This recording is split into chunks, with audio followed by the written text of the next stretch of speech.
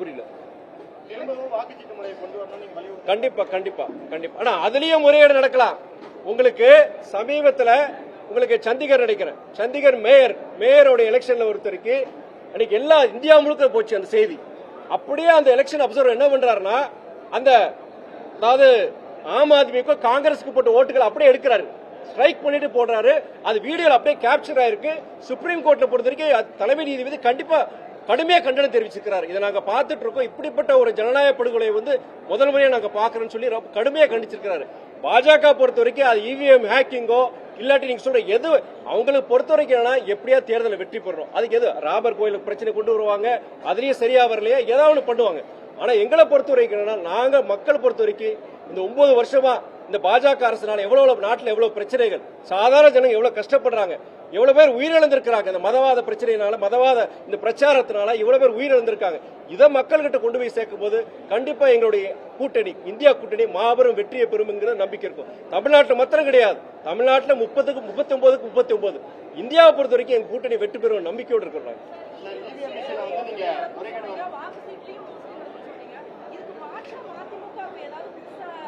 இல்ல மாற்றங்கிறது இந்த மாதிரி உங்க பிரஸ் மீட் நடக்குது, உங்களை மாதிரி மீடியா மத்தியில இதை நாங்க வெளியே கொண்டு வரும்போது ஒரு பப்ளிக் அவேர்னஸ் கிரியேட் பண்ணலாம். இது பொறுத்த வரைக்கும் சட்ட ரீதியாகவும் சரி, நீங்க அது ஒரு அழுத்தத்தை கொடுக்கலாம், பாஜகவுக்கு ஒரு அழுத்தத்தை கொடுக்கலாம்.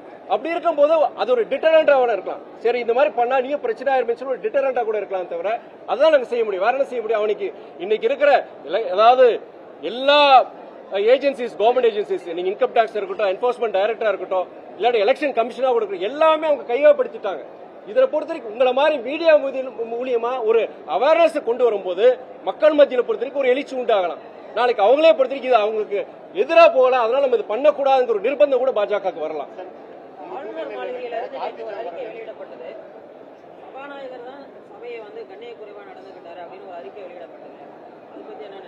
நீங்களும் சிரிக்கிறீங்க, நானும் சிரிக்கிறேன். அதாவது என்னன்னா, ஆளுநர் அவர் என்ன காரணங்கள் சொல்லியிருக்கிறாருன்னா, அதாவது நான் போன முறையே ஒரு வேண்டுகோள் விடுத்த, அதாவது ஆளுநர் உரைக்கு முன்னாடி நம்முடைய தேசிய கீதத்தை வாசிக்கணும், முடிஞ்ச பிறகு தேசிய கீதத்தை வாசிக்கணும். அது இந்த இடம் பண்ணலாம். அது மாத்திரம் இல்லாம தமிழக அரசு தயாரித்த இந்த ஆளுநர் உரையில அதில் இருக்கிற தரவுகள் மேல எனக்கு நம்பிக்கை இல்லை, உடன்பாடு கிடையாதுன்னு சொல்லியிருக்கிறார். நான் கவர்மெண்டோட அந்த ஆளுநர் உரையை நான் படிச்சு பார்த்தேன். அது முக்கியமா என்ன சொல்லியிருக்காங்கன்னா, இந்த ஜிஎஸ்டி வந்ததுக்கு அப்புறம் ஆண்டு ஒன்றுக்கு கிட்டத்தட்ட நம்ம தமிழக அரசுக்கு 20,000 கோடி நமக்கு நஷ்டஈடு, பினான்சியல் டெபிசிட் இருக்கு, வருமான பற்றாக்குறை இருக்கு. இதுல என்னன்னா இது இல்லாம இன்னொரு என்ன பிரச்சனை, நம்ம ஒன்றிய அரசு அவங்களுடைய பங்களிப்பு, உதாரணம் பாத்தீங்கன்னா மெட்ரோ ரயிலுடைய பிளான் ஃபேஸ் 2க்கு 2ஆம் பாகத்திற்கு கிட்டத்தட்ட 63,000 கோடி தேவைப்படுது. அந்த 63,000 கோடியில ஒன்றிய அரசு 50 விழுக்காடும், மாநில அரசு 50 விழுக்காடும் கொடுக்கணும். ஆனா இதுவரைக்கும் அவங்க 2 வருஷமா அது கொடுக்கல. அதுக்குள்ள அப்ரூவல் கொடுக்கல. அப்ரூவல் வந்தாதான் cabinet committee on economic affairs, அந்த கமிட்டி ஒன்றிய அரசை சார்ந்த அந்த கமிட்டி அவங்க அந்த அப்ரூவல் கொடுத்தாதான் அந்த 50% அந்த பினான்ஸ் ஒன்றிய அரசாங்கம் வரும். அது கொடுக்கல. இப்ப அதனால இந்த திட்டம் அதாவது இது டிலே ஆயிடக்கூடாதுன்னு சொல்லிட்டு நம்ம தமிழக அரசு, ஒன்றிய அரசு அவங்க கொடுக்க வேண்டிய நிதியும் மாநில அரசே அந்த நிதியை கொடுத்துட்டு இருக்காங்க. ஏற்கனவே டெபிசிட் இருக்கு. இதுல இன்னொரு பிரச்சனை என்னன்னா, நீங்க ஒன்றிய அரசு இந்த மெட்ரோ ரயில் மாத்திரம் கிடையாது, நீங்க மோடி வீடுன்னு சொல்லி மோடி வீடு திட்டம் சொல்லி இருக்க எல்லா இடத்துலயும் ஒன்றிய அரசு அது ஆக்சுவலா பொறுத்த வரைக்கும் நீங்க ஒன்றிய அரசு 50 விழுக்காடு, அதையும் பொறுத்த வரைக்கும் 2,40,000 ரூபாய். அந்த ஒரு வீடு கட்டுறதுக்கு 2,40,000 ரூபாய் ஆகும். அதுல 50 விழுக்காடு 1,20,000 ஒன்றிய அரசு கொடுக்கணும், மீதி 1,20,000 மாநில அரசு கொடுக்கும். அதுலயும் பொறுத்த வரைக்கும் இவங்க நிதி கொடுக்காதனால மாநில அரசு பெரும்பாலான இடங்களில் கொடுக்குறோம். ஆனா பாஜக நம்ம சொல்லும் போது, குறிப்பா நம்முடைய சகோதரர் அண்ணாமலை பேசும்போது, இதை மோடி திட்டம் நாங்க தானே, எல்லா ஒன்றிய அரசு திட்டங்களையும் மாநில அரசுடைய பங்களிப்பு குறைஞ்சபட்சம் 50 விழுக்காடு இருக்கு. அவங்க அதுக்கும் கொடுக்காம இப்போ நம்ம மாநில அரசுகள் கடன் வாங்க நினைக்கிறாங்க. இந்த மாதிரி ஒரு பினான்சியல் டெபிசிட் இருக்கு, ஒரு நிதி பற்றாக்குறை இருக்கும்போது ஒரு கடன் வாங்க நினைக்கும் போது அதுக்கும் ஒரு நிர்பந்தங்கள் போடுறாங்க. ஒன்றிய அரசுடைய அனுமதி இல்லாம மாநில அரசுகள் கடன் வாங்க முடியாதுங்கிற ஒரு சூழ்நிலை உருவாக்குறாங்க. அதாவது எந்த விதத்திலேயும் மாநில அரசுகள் செயல்படக்கூடாது. இந்த ஆளுநர்கள் இவங்களும் ஒரு பிரச்சனை. எது இருந்தாலும் அதுக்கு குதர்க்கமாகவும் நம்முடைய தமிழ்நாட்டு அரசுக்கு ஒரு எதிர்மறையாகவும் தான் அவங்க செயல்பட்டு இருக்காங்க. அதான் சொல்றாங்க.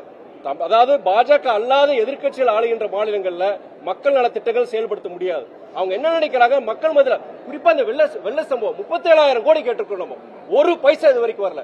அவங்க என்ன நினைக்கிறாங்கன்னா, மாநில மக்கள் அவங்க மாநில அரசு மேல ஒரு கோபத்தை உண்டாக்கணும்.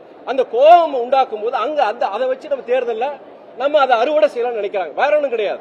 இவ்வளவு தூரம் பேசுறாங்களே பாஜக ஆளுநரா இருக்கட்டும், பாஜக சார்ந்த ஆளுநரா இருக்கட்டும், இல்லாட்டி பாஜகவுடைய தலைவர்களா இருக்கட்டும், யாராவது ஒருத்தர் தமிழ்நாட்டுக்குரிய நிதியை நீங்க பெற்றுத்தர வேண்டும் சொல்லி ஏதாவது ஒரு இடத்துல பேசியிருக்காங்க, செஞ்சிருக்காங்களா? கிடையாது.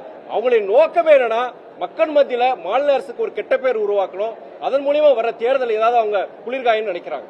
சார், நீங்க இவிஎம் மிஷின்ல ஹேக்கிங் பண்ண வாய்ப்பு இருக்குன்னு சொல்லியிருக்கீங்க. ஆனா உங்க கூட்டணியில் இருக்க கார்த்திக் சிதம்பரம் எம்பி ஒரு பேட்டியில ஒரு பேட்டியில சொல்லியிருக்காரு, அந்த மாதிரி இவிஎம் மிஷின்ல ஹேக்கிங் எல்லாம் பண்ண முடியாது. அப்ப இதுக்கு முன்னாடி காங்கிரஸ் ஜெயிக்கிறப்ப நாங்க ஹேக்கிங் பண்ணி ஜெயிச்சோம் அப்படிங்கிற மாதிரி கேள்வி.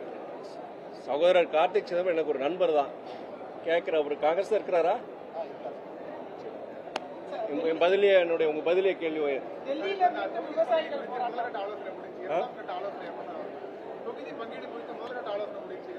முதல்கட்ட ஆலோசனை பொறுத்த வரைக்கும் நேற்று இரவு வரைக்கும் உங்களுக்கு விடுதலை சிறுத்தைகள் மற்ற இயக்கங்கள்ட்ட பேசியிருக்கிறாங்க.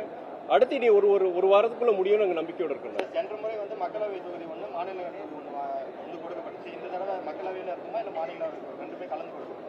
அது கூட்டணி தலைமை தான் முடிவெடுக்கும்.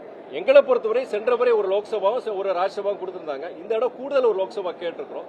இருந்தாலும் கூட்டணி தலைமை முடிவெடுப்பாங்க. நாங்க ஒரு நம்பிக்கையோட இருக்கோம். தனிச்சின்னத்தில் நிக்க வாய்ப்பு இருக்கா? எங்களுடைய இயக்க நிர்வாகிகள், தோழர்கள் எல்லாருக்குமே பொறுத்த வரைக்கும் எங்க இயக்கம் மாத்திரம் கிடையாது, பொதுவா எந்த அரசியல் இயக்கமோ அவங்களுக்கு உண்டான ஒரு தனியான ஒரு சின்னத்தை நிக்கணும் நினைப்பாங்க. அது ஒரு அடிப்படையான விஷயம். இருந்த போதிலும் அது அவங்க போன முறை சென்ற முறை அவங்க ஏன் இந்த மாதிரி சூரியன் சின்னத்தை நிக்க சொன்னாங்கன்னு அதுக்கு ஒரு காரணத்தை ஏற்கனவே சொல்லியிருக்கிறேன் நான். அவங்க புதுசா திடீர்னு ஒரு சின்னத்தை பம்பரம் சின்ன பிரச்சனை கிடையாது. ஆனா திடீர்னு ஒரு புதிய சின்னத்தை நீங்க எடுத்து அது நீங்க மக்கள் கிட்ட போய் சேர்க்க முடியாது, அது உங்க கட்சிக்கு பத்திரம் கிடையாது, கூட்டணிக்கு ஒரு பிரச்சனையா முடிஞ்சிடும் சொல்லிட்டு ஒரு நல்ல நோக்கத்தை கூட சொன்னாங்க. ஆனா அது இன்னைக்கு ஒரு பெரிய விவாத பொருள் ஆயிடுச்சு. தமிழ்நாட்டில் அந்தந்த கட்சிகள் அந்தந்த சின்னத்தை நிக்கணும்னு சொல்லிட்டு ஒரு விவாதம் ஆயிருச்சு. எங்க இயக்க தோழரை பொறுத்த வரைக்கும் எங்களுடைய அது ஒரு அடிப்படையான ஒரு உரிமை. எங்களுக்கு உண்டான சின்னத்தை நிக்கிறது அடிப்படையான சரியான விஷயம். அது கூட்டணி தலைமைக்கு நாங்க சொல்லியிருக்கோம். ஆனா முடிவெடுக்க வேண்டியது கூட்டணி தலைமை. நாங்க நம்பிக்கையோடு இருக்கிறோம். முதல் கட்ட பேச்சுவார்த்தை நேற்று இரவு தான் முடிஞ்சிருக்கு. நீ அடுத்த ஒரு வாரத்தில் வந்துடும். அவசரப்படாதீங்க. கிடைக்கிற சீட்டே 2-3 தான். பெரியவங்க நிறைய பேர் இருக்கிறாங்க. கட்சிக்குள்ள பிரச்சனை வந்துடக்கூடாது. எல்லாரும் அவரை திருப்திப்படுத்துற மாதிரி நல்ல ஒரு முடிவை இயக்க தலைமை முக்கியமான நிர்வாகிகள் எடுப்பாங்க. நிறைய கேட்டுட்டீங்க சொல்லிட்டேன் நான். இயக்க தலைமை, கூட்டணி தலைமை அவங்க என்ன முடிவு எடுக்கிறாங்களோ அதுக்கு நான் கட்டுப்படுவேன்.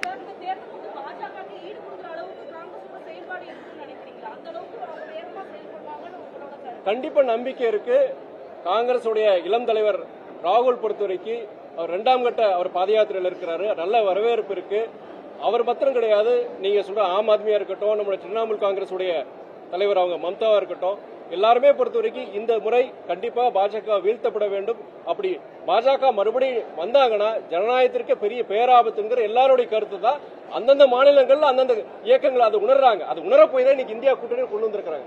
கண்டிப்பா ஒரு மிக வீரியமான ஒரு இதை தான் நம்ம சந்திக்க போறோம் இந்த தேர்தலில்.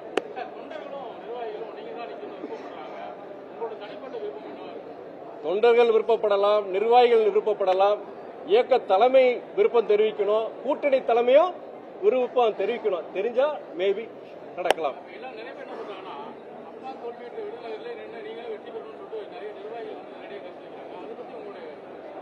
அது இயற்கையா இருக்கும் இல்லையா? தோத்த இடத்துல நம்ம ஜெயிக்கணுங்கிறது ஒரு விருப்பம் இருக்கும். தொண்டர்களுக்கு இருக்கு, எனக்கு அந்த விருப்பம் இருக்கு. விருப்பம்னு சொல்றோட வேட்கைன்னு சொல்லலாம், ஏற்கனவே சொல்லியிருக்கிறேன் நான். இருந்த போதிலும் எத்தனை சீட் கொடுக்கறாங்க, எந்தெந்த தொகுதிகள் கொடுக்கறாங்க, அதான் அதை வச்சு நம்ம முடிவு எடுக்க முடியும்.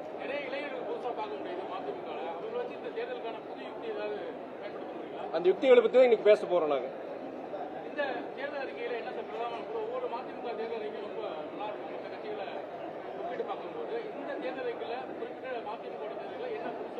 அது முக்கியமான தமிழ்நாட்டுடைய வாழ்வாதார பிரச்சனைகள் தான். நீங்க தமிழ்நாட்டு மீனவர்கள் பொறுத்த வரைக்கும் உங்களுக்கு தெரியும், இது கிட்டத்தட்ட காலகாலமா இருக்கிற பிரச்சனை. ஆனா சமீபத்தில் பாஜக ஆட்சிக்கு வந்த பிறகு அது சமீபத்தில் இந்த 3 வருஷத்துல பாத்தீங்கன்னா உனக்கு அதோடைய விகிதம் பார்த்து ஜாஸ்தி ஆயிருச்சு. போன வருஷம் மாத்திரமே கிட்டத்தட்ட 200க்கும் மேற்பட்ட தமிழக மீனவர்கள் தாக்கப்பட்டிருக்கிறாங்க.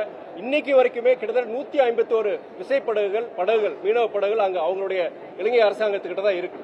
அது ஒரு முக்கியமான பிரச்சனை. இதுக்கு ஒரு நிரந்தர தீர்வு இன்றி ஒன்றிய அரசு, ஏன்னா மாநில அரசு கிட்ட கிடையாது. ஆனா அது ஒன்றிய அரசு கண்டிப்பா கோரணும். இந்த தேர்தலில் ஒரு மாற்றம் வந்து மேல இந்தியா கூட்டணி வெற்றி பெற்றனா அது ஒரு முதல் அம்சமா தமிழக மீனவர்களுக்கு உண்டான ஒரு விமோச்சனம். இன்னைக்கு என்னன்னா மீன் பிடிக்கிறதுக்கே பயப்படுறாங்க, தொழில் போறதுக்கு வேற தொழில் தேட ஆரம்பிச்சிட்டாங்க இன்னைக்கு. அப்படிப்பட்ட ஒரு அவல நிலை, கண்டிப்பா அதுக்கு ஒரு மாற்றம் வரணுங்கிறது எங்களுடைய முக்கியமான ஒரு கோரிக்கைகள் ஒண்ணு. அது இல்லாம என்னன்னா பொதுவா வந்து இந்த மதவாத சக்திகள், ஜாதி அமைப்புகள், அதனால பாத்தீங்கன்னா தமிழ்நாடு தொடர்ந்து பிரச்சனை வந்துட்டு தான் இருக்கு. அதுக்குன்னு சட்டங்கள் இருக்கு, தமிழக அரசு முயற்சி எடுத்துட்டு இருக்கு. ஆனா நீங்க உங்களுக்கு தெரியும், உங்களுக்கு தொடர்ந்து இந்த 2 வருஷமா அங்கங்க சம்பவங்கள் நடக்கு. அந்த சம்பவங்களுக்கு எல்லாம் ஒரு முற்றுப்புள்ளி, அந்த வன்கொடுமைகள், சில பட்டியலின மக்களுக்கு எதிரான சில நிகழ்வுகள் நடக்குது. அதுக்கெல்லாம் ஒரு முற்றுப்புள்ளி வைக்கிற மாதிரி அடுத்து வர இது அதுக்குண்டான சில என்னென்ன முயற்சிகள் அரசாங்கம் எடுக்கணும், நம்ம ஒரு அரசியல் கட்சி எப்படி செயல்படணும். அதே நேரத்தில் வந்து இன்னைக்கு ஹிந்தியை திணிக்கணும்னு சொல்லிட்டு ஒரு மறுபடியும் ஒரு முயற்சி, புதிய கல்விக் கொள்கை நேஷனல் எஜுகேஷன் பாலிசி 2020, அது மூலியமா என்னன்னா மறுபடியும் இந்திய மறைமுகமா திணிக்க பாக்குறாங்க. அவங்க என்ன சொல்றாங்கன்னா ஹிந்தியை வேணும் படிக்கிறாங்க, நாங்க யாருக்கிட்டையும் சொல்லல. அவங்க என்ன அதுல பாலிசியில் அதுல என்ன கொண்டு வந்திருக்கிறாங்கன்னா 2 மொழிகள், தேசிய மொழிகள், ஒரு தாய்மொழி, அது தவிர்த்து 2வது மொழி ஒரு இந்திய மொழியாக இருக்க வேண்டும் சொல்றாங்க. நீங்க ஒரு ஃபாரின் லாங்குவேஜ் சூஸ் பண்ண முடியாது, பிரெஞ்சோ ஜெர்மனோ இல்ல மேண்டரினோ இதை சூஸ் பண்ண முடியாது. 2வது மொழி இந்திய மொழியாக தான் இருக்குன்னு சொல்றாங்க. அப்போ மாணவர்கள் பொறுத்தவரைக்கும் தமிழ் சரி இருக்கு, இங்கிலீஷ் ஆங்கிலம் இருக்கு, மீடியம் ஆஃப் எஜுகேஷன். அடுத்து ஒரு இந்திய மொழி 2வது கட்டாய மொழின்னு சொல்லும் போது அவன் எதை படிப்பா? கன்னடத்தை படிக்க போறானா, இல்ல தெலுங்கு படிக்க போறானா, மலையாளத்தை படிக்க போறானா? வேற வழி இல்ல, இந்தியா தான் படிச்சு ஆகணும். அதுக்காண்டிதான் மறைமுகமா திணிக்கிறாங்க. அதான் நாங்க என்ன சொல்றோம்னா அந்த மொழியை தேர்ந்தெடுக்க வேண்டியது அந்த சுதந்திரம் பொறுத்த மாணவருக்கு தான் அந்த உரிமை இருக்கணும். அதிகபட்சம் மாணவர்களின் பெற்றோர்கள், அது அரசாங்கம் அதில் தலையிடக்கூடாதுன்னு சொல்றாங்க. மறுபடியும் ஹிந்தியை திணிக்கிறதுக்கு உண்டான ஒரு முயற்சியில் ஈடுபட்டு இருக்காங்க. அது அடுத்த ஒரு பெரிய ஆபத்துல போய் முடியுங்கிறதா. இன்னைக்கு நம்மளோட இளைஞர்கள் இன்னைக்கு பாக்குறீங்க, எத்தனோ பேர் இன்னைக்கு வெளிநாடுகள்ல, அத்தனை பேர் நல்ல ஐடி செக்டார் மாத்திரம் கிடையாது, இன்னைக்கு வர்த்தகம் எல்லாத்திலையும் நம்முடைய மருத்துவர்கள் உலகத்துல பல்வேறு இதில் கோல வச்சுட்டு இருக்காங்க. அதுக்கு முக்கியமான காரணம் ஆங்கில புலமை. அதுக்கு காரணம் அண்ணா கொண்டு வந்த இருமொழி கொள்கை. ஆனா அது எவ்வளவு தூரம் முக்கியம், அது இல்லாம போச்சுன்னா நம்மளும் நாளைக்கு பஞ்சந்தடிப்பு, இன்னைக்கு யூபிக்கார பீகார்கார இன்னைக்கு வந்துட்டு இருக்கா பஞ்சந்தடி, நம்மளும் போக வேண்டியதா. அந்த மாதிரி இன்னைக்கு இளைஞர்களுக்கு தெரிய மாட்டேங்குது, மேம்போக்கான ஒரு இதுதான் இருக்கு. அது எதனால அன்னைக்கு அண்ணா எதிர்த்தாங்க, எதுக்காண்டி டாக்டர் கலைஞர் எதிர்த்தாங்க, எதுக்காண்டி திராவிட இயக்கங்கள் மொழிக்காண்டி போராடினாங்க, அது இன்னைக்கு பப்ளிக் பதில் போய் சேரணும். அதுக்கு அது மாதிரி விஷயங்கள் இன்னைக்கு பேசணும். நன்றி.